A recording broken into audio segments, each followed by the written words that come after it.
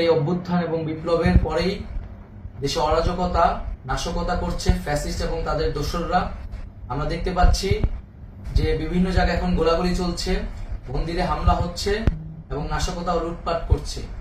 আমরা মনে করি আমাদের যে ছাত্র নাগরিকদের অভ্যুত্থান তাকে নস্যাৎ করার জন্যই পরিকল্পিতভাবে এই ধরনের ঘটনা ঘটানো হচ্ছে।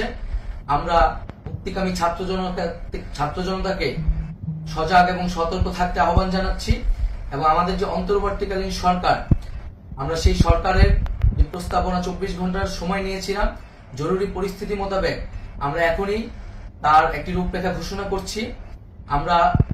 আমরা সিদ্ধান্ত নিয়েছি যে সর্বজন গ্রহণযোগ্য আন্তর্জাতিক খ্যাতিসম্পন্ন নোবেল পুরস্কার বিজয়ী ডক্টর মোহাম্মদ ইউনূসকে প্রধান উপদেষ্টা করে অন্তর্বর্তীকালীন সরকার গঠন করা হবে এবং ডক্টর মোহাম্মদ ইউনূসের সাথেও আমাদের কথা হয়েছে।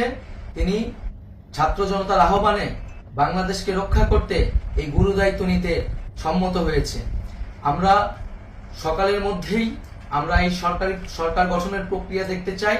রাষ্ট্রপতির কাছে আহ্বান থাকবে যে দ্রুত সময়ের মধ্যে ডক্টর মোহাম্মদ ইউনূসকে প্রধান উপদেষ্টা করে অন্তর্বর্তীকালীন সরকার গঠন করা হোক এবং এই অন্তর্বর্তীকালীন সরকারের বাকি সদস্যদের নামও আমরা সকালের মধ্যে ঘোষণা করব।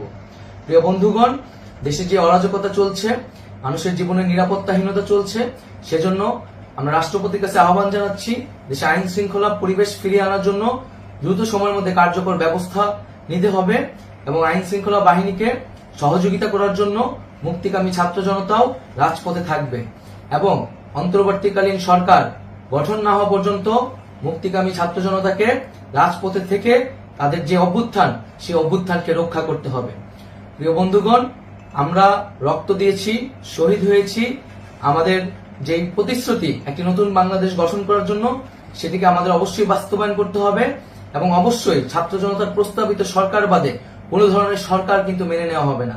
আমরা বলেছি কোনো ধরনের সেনা শাসিত সরকার অথবা সেনা সমর্থিত সরকার অথবা এই ফ্যাসিস্টদের দোসরদের কোনো বিটিম সরকার কিন্তু আমরা মেনে নেব না। কোনো গণবিরোধী সরকারকে মেনে নেওয়া হবে না।